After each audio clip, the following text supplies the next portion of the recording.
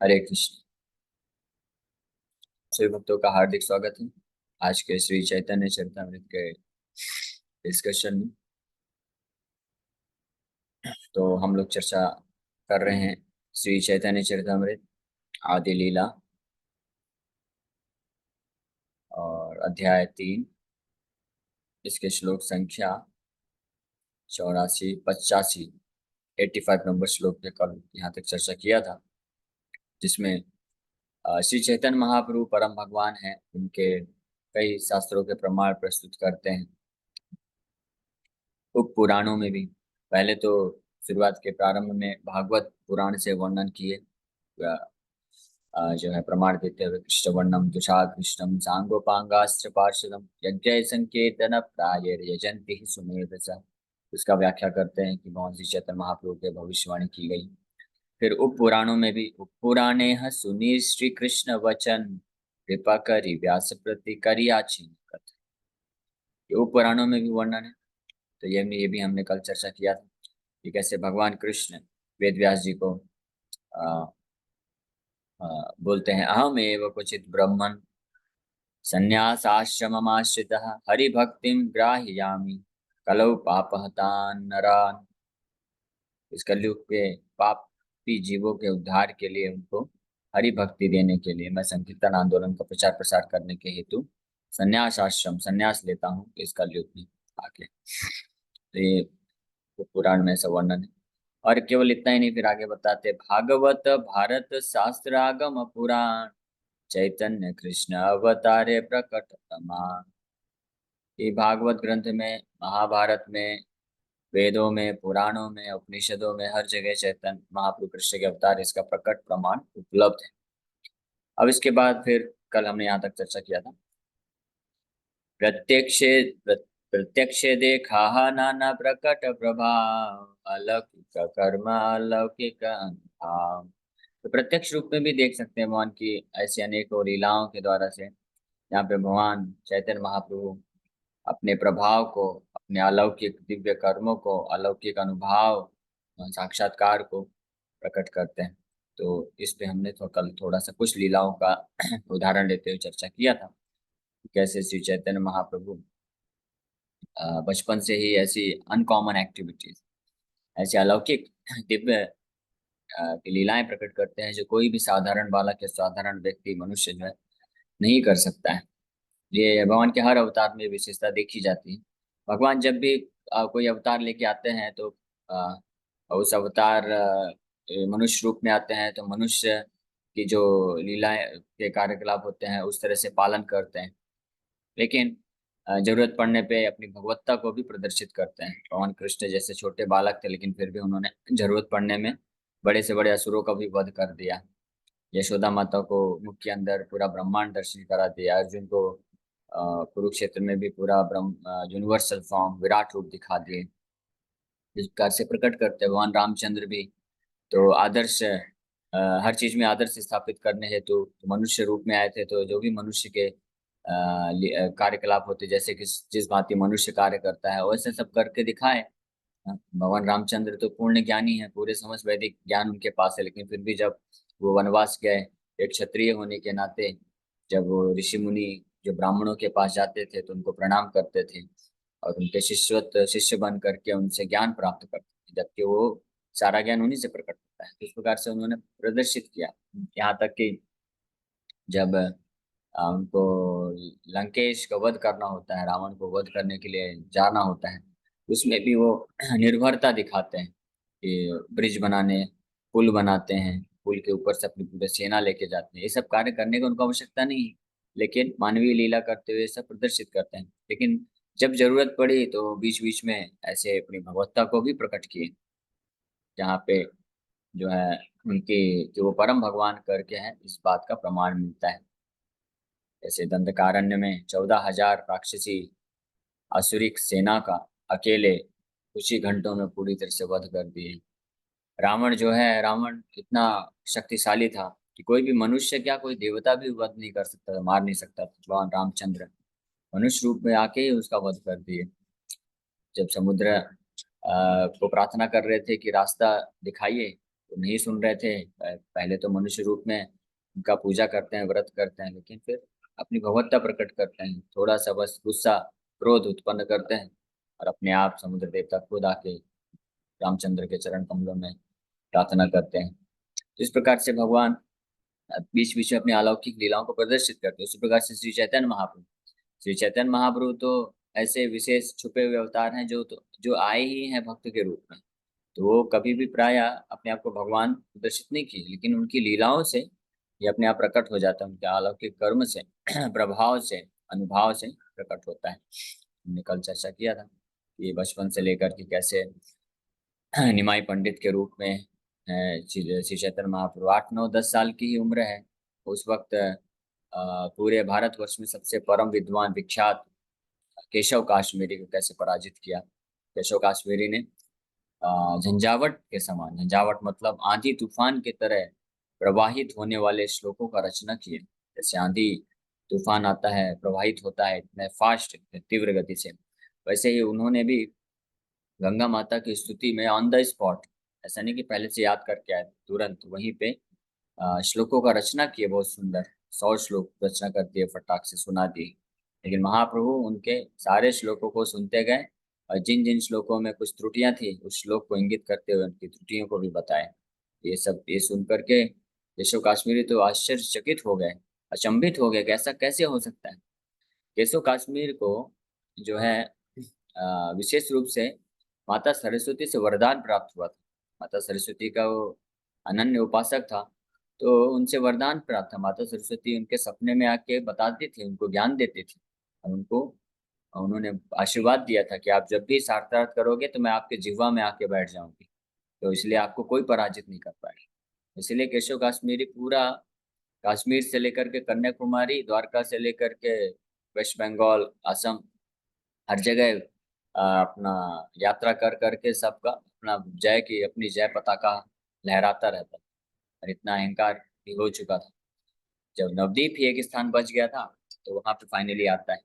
सारे जो वहाँ के ज्ञानी लोग थे, जितने भी विद्वान थे, वो जानते थे केशव काश्मीरी को ऐसा अद्भुत वरदान प्राप्त माता सरस्वती से कोई हरा नहीं सकता है। तो इसलिए सब डर रहे थे कि नहीं, इससे हम कैसे साथ करें, तो हार ही जाएंगे। तो उन्होंने फिर ये तरकीब खोजा कि निमाई भी उसमें बहुत विख्यात हो चुके थे, काफी उनका पांडित्य था छोटे बचपन से ही। तो बोले हम निमाई पंडित से शास्त्रार्थ करा देते हैं। लेकिन निमाई पंडित से शास्त्रार्थ करेंगे तो या तो केशव काश्मीरी हार जाएगा, तो हम बोल देंगे हमारे क्षेत्र का तो एक बालक ने आपको हरा दिया। और अगर निमाई पंडित हार गया, वो जीत भी गया, तो हम बोलेंगे तो इसमें कौन सी बड़ी बात है, आपने तो एक बालक को हराया। तो इस प्रकार से हम बच जाएंगे। तो ऐसे बहुत से किया। फिर आप, आपको पता है कैसे कैसे क्या क्या हुआ। तो इस तरह से केशव काश्मीर बहुत ही अचंभित हो गया। और उस दिन जब इस प्रकार से अपने ही श्लोकों में, रचना में मैं पंडित के द्वारा ये दोष प्रकट किए गए, तो वो सहन नहीं कर पाया वो, कि ऐसा कैसे हो सकता है। स्वीकार तो कर लिया कि हाँ सही बात है, तो मैंने गलत बोल दिया, अच्छे से कैसे मिस हो गया। तो उसको आश्चर्य ये हो रहा था कि माता सरस्वती कैसे मुझे धोखा दे दिया उन्होंने, कैसे मेरे वाणी से ऐसे दोषपूर्ण श्लोक उत्पन्न हो गए। तो बहुत ही रात भर उसको नींद नहीं आई। और सरस्वती माता को प्रार्थना करने लग गया कि क्या मैंने कुछ अपराध किया है, हे माँ आप कुछ गाइड करिए, बताइए। तो ऐसे ही प्रार्थना करते करते उसको झपकी लग गई, नींद आई थोड़ा। तो सपने में माता सरस्वती आके बोलती हैं कि मैंने जो आपको वरदान दिया था वो अभी भी है, लेकिन मैंने आपको बोला था कि इस संसार का कोई भी व्यक्ति आपको पराजित नहीं कर पाएगा। लेकिन आप बहुत भाग्यशाली हैं कि आप आज जिससे पराजित होकर के आए हैं वो इस संसार का नहीं है, वो तो मेरे भी स्वामी हैं, मेरे भी आराध्य हैं, वो मेरे भी परम भगवान हैं। तो आप साक्षात भगवान से ही पराजित हुए हैं। तो आपको दुख नहीं होना चाहिए, दुखी नहीं होना चाहिए, आप तो बहुत भाग्यशाली हैं। आप जाइए उनको समर्पण कर दीजिए। तो जैसे ही सपना देखा केशव काश्मीरी, तो उसको बहुत ही अच्छा आनंद की प्राप्ति हुई कि मैं भगवान, भगवान है मेरे सामने।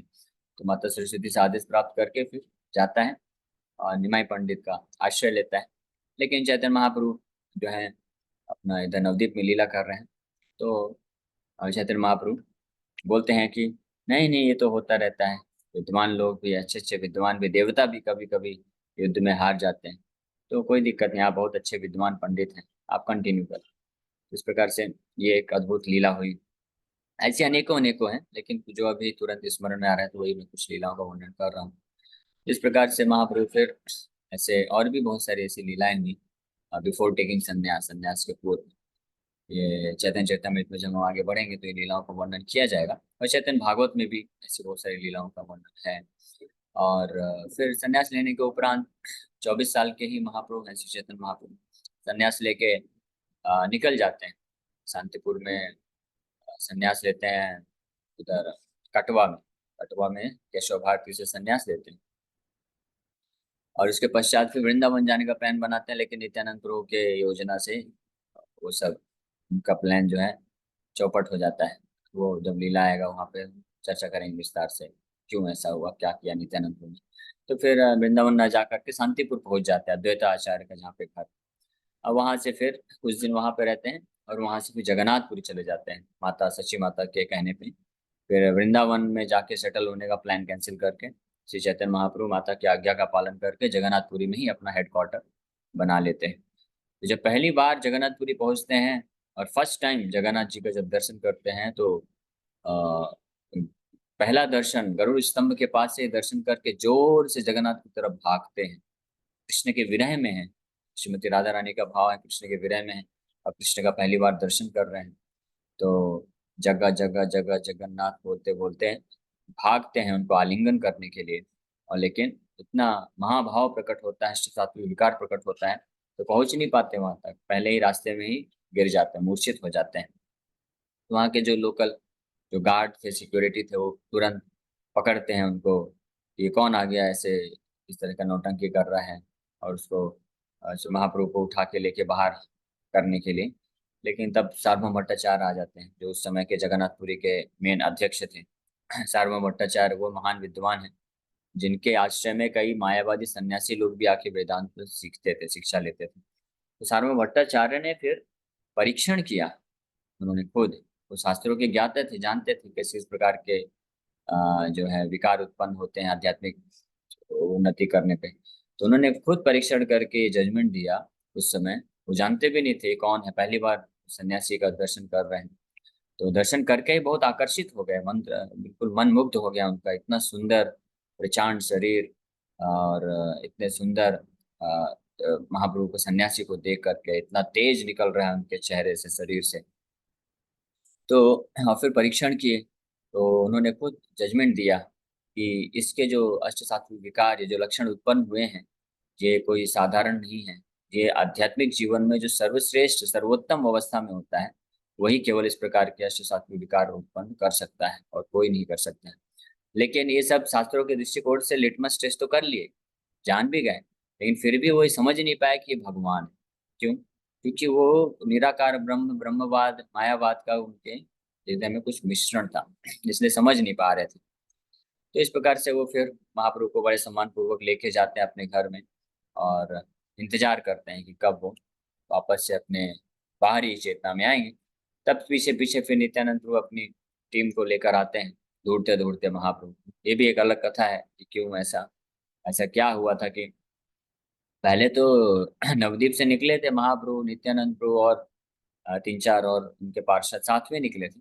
लेकिन शांतिपुर के बाद जब जगन्नाथपुरी की तरफ जा रहे थे, तो कुछ ऐसी घटना हो गई कि महाप्रभु गुस्सा हो गए थे। बोले कि या तो आप लोग आगे जाओ या तो मैं आगे जाऊंगा, हम लोग साथ में नहीं जाएंगे। तो इस तरह से वो एक बहुत अच्छी सुंदर लीला है। गुस्सा मतलब तो प्रेम का आदान प्रदान। तो वो एक बहुत अद्भुत अच्छी लीला हुई थी उस वक्त बीच में, शांतिपुर से जगन्नाथपुरी जाते वक्त। वो हम लोग डिटेल में बाद में चर्चा करेंगे। तो इसलिए फिर डिसाइड हुआ था कि ठीक है, महाप्रभु आगे आगे जाएंगे, पीछे पीछे नित्यानंद प्रभु उनकी टीम आएगी। महाप्रभु आगे आगे निकल गया अकेले, और इस प्रकार से जगन्नाथ का दर्शन करके ऐसे तो वो मूर्छित हो गए, और सार्वभौम भट्टाचार्य लेके अपने घर पे चले गए। पीछे पीछे जब नित्यानंद गुरु की टीम आई, जगन्नाथ जी का दर्शन पूछ रहे हैं वो सबको कि आपने किसी ने, आप में से किसी ने नौजवान यंग गौर वर्ण के सन्यासी का दर्शन किया है, यहाँ पे सन्यासी को देखा है? तो कुछ लोग बताए मंदिर के अंदर, हाँ हाँ ऐसा एक सन्यासी आया था, बहुत सुंदर अद्भुत, बहुत लंबा चौड़ा सन्यासी था, गोरा गोरा। और वो फटाक से इसे देखते ही जगन्नाथ जी को पूरा मूर्छित हो गया, बेहोश हो गया। कुछ हाँ हाँ वो कहाँ है वो, हाँ वो उसी को हम ढूंढ रहे हैं। तो बताया कि हमारे मंदिर के अध्यक्ष के घर पे हैं। आप जाइए। वो लेके गए। तो जब नित्यानंद प्रभु उनका टीम पहुंचता है तो वो तो जानते हैं ये तो कोई नया चीज नहीं था महाप्रभु का, तो ये तो अक्सर का लीला रहता था कि वो संकीर्तन करते करते कई बार मूर्छित हो जाते थे, महाभाव में चले जाते थे। तो जानते थे उनको कैसे फिर उस समाधि से वापस लेके आना है। तो जोर जोर से सब टीम जो है हरे कृष्ण महामंत्र का कीर्तन करने लगे। और कीर्तन की ध्वनि सुन करके कुछ समय में महाप्रभु वापस से बाहरी चेतना में आ जाते हैं। तो इस प्रकार से ये लीला। तो उसके बाद फिर सार्वभौम भट्टाचार्य श्री चैतन्य महाप्रभु को बोलते हैं कि अरे आप तो इतने नवयुवक सन्यासी हैं। आपका उस समय 24 साल ही उम्र था, महाप्रभु में ज्यादा उम्र नहीं था।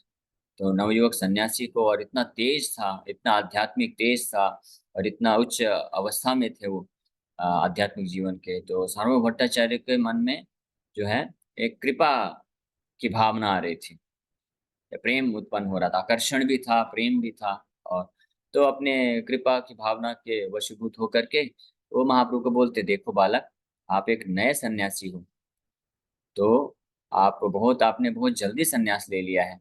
आप इतने सुंदर हो, इतने लंबे चौड़े हो, और नौजवान हो, तो आपका मन कभी भी विचलित हो सकता है।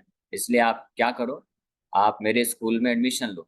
मैं आपको वेदांत शिक्षा दूंगा, उपनिषदों का, वेदांत सूत्रों का अच्छे से शिक्षा दूंगा। ज्ञान मिलेगा जब आपको, तो आप इस संन्यास आश्रम को में टिक पाओगे। नहीं तो आप कोई भी जो है आप इसका आपका पतन हो सकता है। आप नौजवान सन्यासी। तो महाप्रभु देखे कि अरे इनके हृदय में बड़ा कृपा का भाव है। महाप्रभु स्वीकार किए, बोले हाँ हाँ बिल्कुल, मैं तो आपका शिष्य हूँ, आप मुझे जो भी शिक्षा देंगे मैं स्वीकार करता हूँ।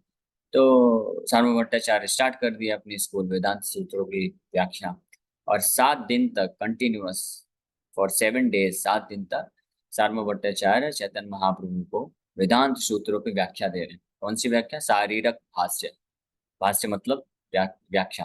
तो वेदांत सूत्र तो ओरिजिनली वेद व्यास जी के द्वारा रचना की गई, और उसके ऊपर वेदांत सूत्र है जो सूत्र के फॉर्म में। हर कोई उसको डायरेक्ट पढ़ के समझ नहीं सकता है, चाहे कितना भी संस्कृत का वो स्कॉलर हो। है ना, जैसे अथा तो ब्रह्म जिज्ञासा, रसो वै सह, ये इस तरह के वेदांत के जन्मादि यस्यतः, ये सूत्र हैं, ब्रह्म सूत्र या वेदांत सूत्र बोला जाता है।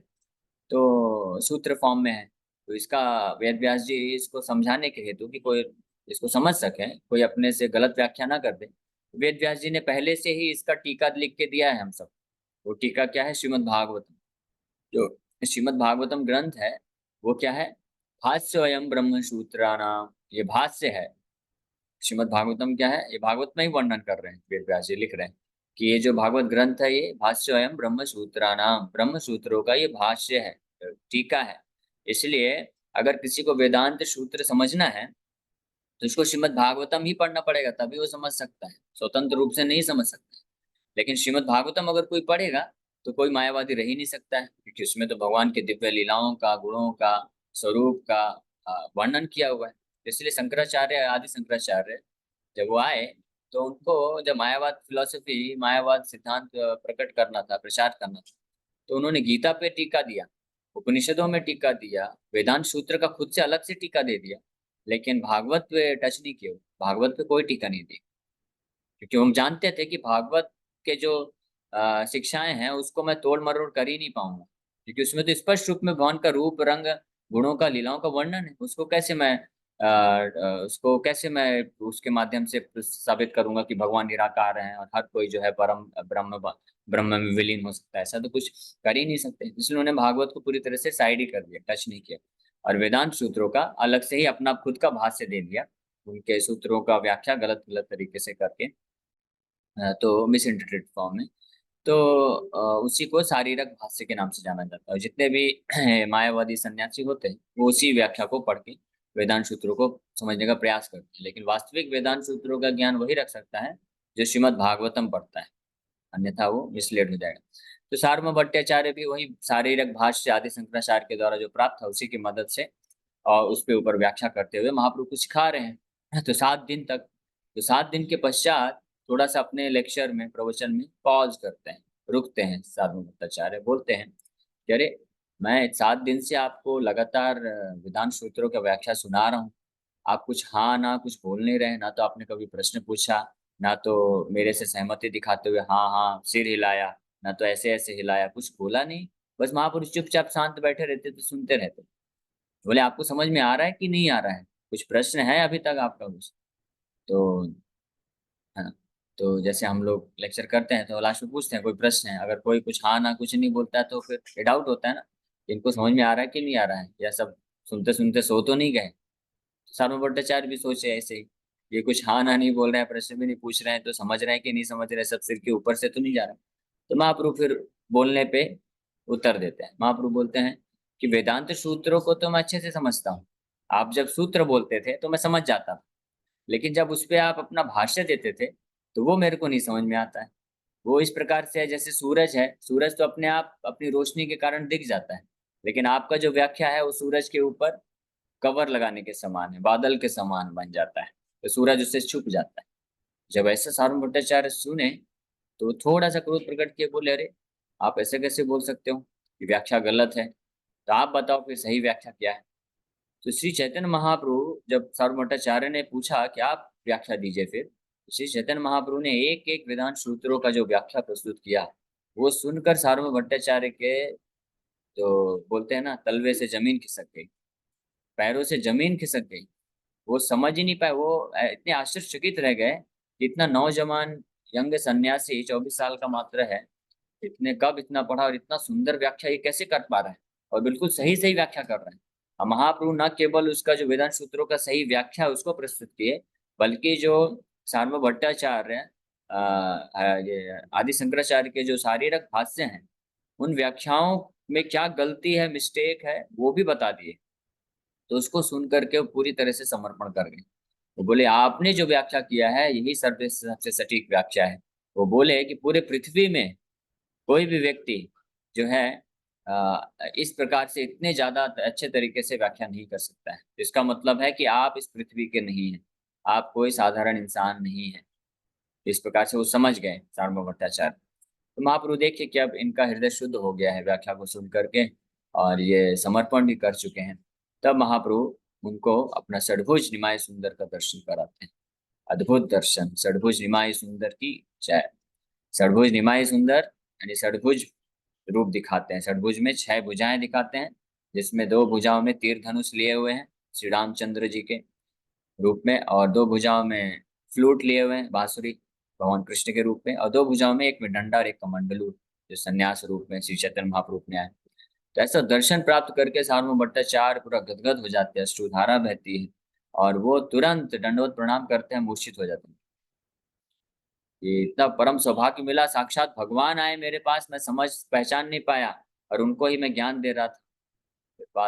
फिर बाद में समर्पण करते हैं, महाप्रभु उठाते हैं, उनको आलिंगन करते हैं, और वो परम वैष्णव बन जाते हैं। फिर मायावाद सिद्धांत को छोड़ के परम वैष्णव बन जाते हैं, महाप्रभु का आश्रय ले लेते हैं, और इस प्रकार से उनकी कृपा प्राप्त करते हैं। और ये खबर जो है, न्यूज जो है, पूरे ब्रेकिंग न्यूज हो जाता है सारे जो न्यूज चैनल्स में, व्हाट्सएप में, यूट्यूब में, फेसबुक में, ट्विटर में, इंस्टाग्राम में, क्योंकि सार्वभौम भट्टाचार्य एक बहुत बड़े सेलिब्रिटी थे उस समय के।